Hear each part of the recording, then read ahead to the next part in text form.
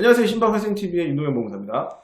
안녕하세요. 신박회생TV의 강상수 법무사입니다. 네, 오늘의 주제는 이 회생, 도산지도의 좀 역사를 우리 강상수 법무사님이 또 회생의 역사와 함께 해온 또 수많은 세월이 있지 않습니까?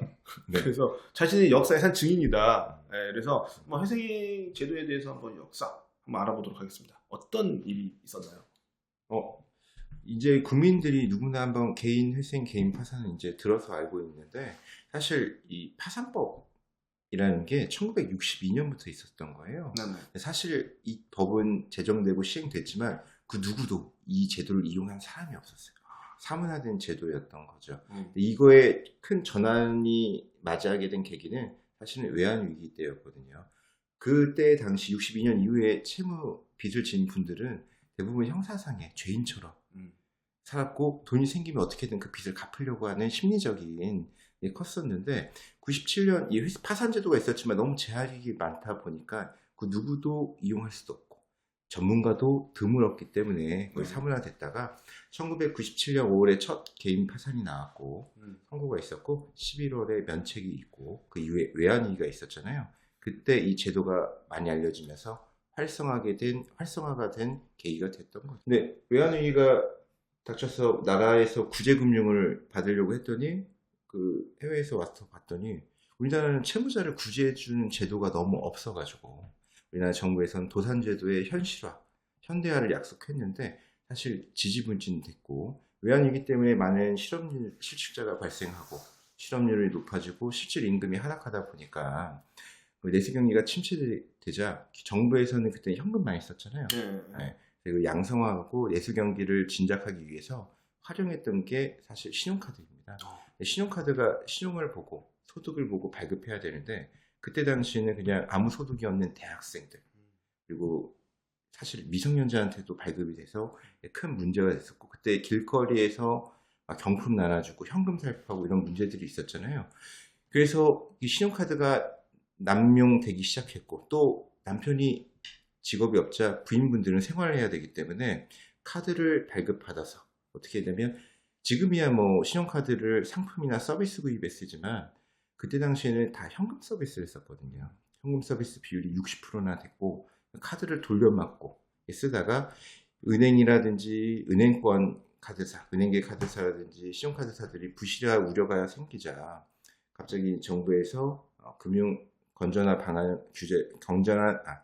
건전성 방안이랑 규제를 시행하게 됐고, 그때 잠재적인 채무들이 실질화되면서 그때 400만 명의 신용불량자가 발생하게 된 겁니다. 그래서 2002년도에 급한 대로 어떻게 됐냐면 신용회복위원회가 만들어지게 된 거고, 그 이후에 2004년도에 채무자 회생법이 도입하게 된 거고, 그 2년이 지난 2006년 4월 1일부터 지금 우리가 여러 군데의 도산법이 흩어져 있었는데, 통합도산제도인 채무자 회생 및 파산에 관한 법률이 제정 시행되고 있고, 그게 올해로 20주년이 된 거죠.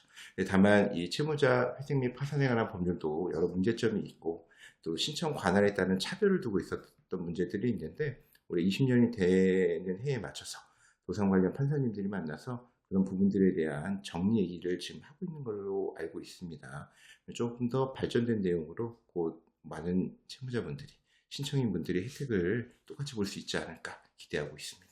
역사를 듣다 보니까 거의 진짜 지금 따로 준비해 오신 게 없거든요. 그러니까 진짜 회생의 역사와 함께 온 듯한, 체득되지 않고서는 이렇게 연도와 그 월을 다 알기가 쉽지 않은데, 진짜 어떤 도산제도의 전문가의 포스가 뿜뿜 느껴지는데. 감사합니다. 예. 근데 역사를 아는 게 중요한 게 왜 그러냐면, 네. 뭐 예를 들어서 옛날에 뭐 땡땡 카드가 부도가 나면 어디로 인수되고, 또 어떻게 회생이 돼서 어디에 인수되고, 그런 역사를 알아야지 채무가 어떻게 흘러갔고 채권이 어디에 모여 있는지를 알 수 있기 때문에 역사를 아는 것도 되게 중요하다. 여기서 역사와 관련돼서 좀 법무사가 이 역사에 어떤 영향을 역할을 했는지가 좀 궁금한데, 좀 사실 회생을 한다 그러면 이제 많은 우리 국민 여러분들이 고민하시잖아요. 법무사한테 찾아갈까? 아니면 뭐 변호사한테 찾아갈까? 법무법인을 갈까? 아니면 법무사 신박에 갈까?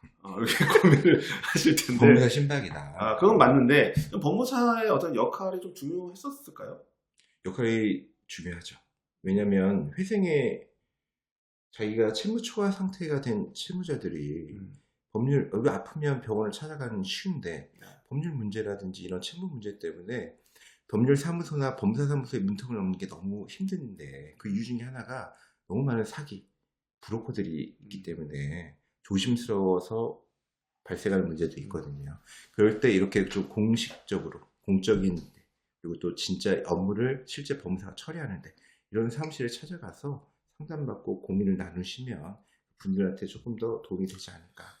얘기 나온 김에 말씀드리는데 이 회생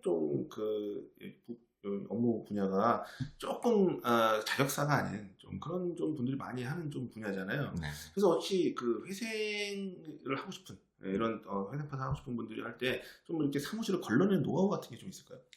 대면 본직을 직접 대면해서 상담을 받아보고 근데 용어가 어렵잖아요. 용어가 뭐 재단 채권, 그냥 파산 채권, 회생 채권, 별채권, 부채권, 뭐 면책, 뭐 이런 복권 이런 익숙하지 않는 용어들이 많아서 사실 의뢰인들이 막연하게 두려움을 갖고 있고 또 전문가를 찾아가면 자기의 삶을 세세하게 공개해야 되잖아요. 그럼 이 법률사무소나 법무사사무소에서 자신을 무시한다거나 아니면 자기를 좀 비하한다거나 잘못 살았다라고 얘기할까봐 두려움이 있는데 그런 생각 갖고 가지 마시고 만나서 직접 하나하나 설명 듣고 이 요건에 해당하는지 내 성향을 판단해주고 나한테 맞는 옷을 찾아주거나 안경을 찾아주는 그런 실무가를 만나는 게 되게 중요하다. 이 회생 제도를 좀 이용하시려는 그 의뢰인들이 좀 법무사 사무실이나 이런 변호사도 있고 하지만 어떤 좀 기준으로 좀 우리가 사무실 선택을 해야 될까요?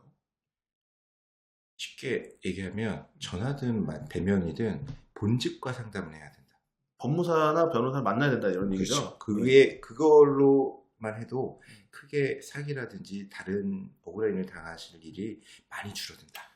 제가 신문 기사에서 그런 걸 봤어요. 뭐 어떤 사무장 뭐 회생 뭐 돈 먹튀 뭐 이런 거 최근에 많이 있거든요. 근데 그런 사고를 당하는 이유가 이게 지금 자격사가 아닌 어떤 무슨 뭐 사무장이라든가 뭐 이런 분들이 그냥 어떤 검증 절차도 없이 그냥 돈을 턱턱 줘버리니까 이 문제가 좀 발생하는 거 아닐까요? 네. 이 의뢰인이 회생 요건에 맞는지 파산 요건에 맞는지 아니면 다른 신용회복 절차나 새출발 기금이나 이런 것들을 찾아서 안내해 줘야 되는데 이제 그런 브로커들은 안 되는 사람한테 된다라고 얘기하고 시간 벌기용으로 한다든지 오히려 의뢰인의 삶을 더 피폐하게 만들고 좀 자기 파괴 절차로 가는 것들을 비용 대비로만 하기 때문에 그런 것들은 좀 조심해야 된다. 그리고 회생 파산은 시간 끌기용으로 설명하는 분들이 있는데 그런 데는 또 조심해야 되는 부분이죠. 그래서 과도하게 또 보수를 또 뭐 회생의 어떤 또 제도에 편입을 시켜서 또 뭐 하는 그런 좀 것도 봤어요. 그렇기 때문에 좀 그런 좀 부당하게 좀 뭐 채무를 또 막 만든다거나 막 이런 그리고 이런 법무사나 다른 자격사 그래서 자격증이 있는 그런 사람과 상담이 불가능한 곳 이런 곳은 꼭 좀 조심하셔야 될 것 같고 뭐 저희 같은 경우에는 저희가 이렇게 지금 방송을 통해서 강상수 법무사, 윤동현 법무사가 이렇게 하고 있듯이 정말 여러분이 신뢰하고 믿을 수 있는 그런 또 채널이라는 거 또 알아주셨으면 좋을 것 같습니다. 그래서 오늘 처음으로 이제 신박 회생 TV에 대한 내용을 좀 말씀드렸는데 앞으로도 회생 파산과 관련된 여러 가지 좋은 내용으로 여러분을 찾아뵙도록 하겠습니다. 네, 저는 윤동현 법무사였습니다. 강상수 법무사였습니다. 감사합니다.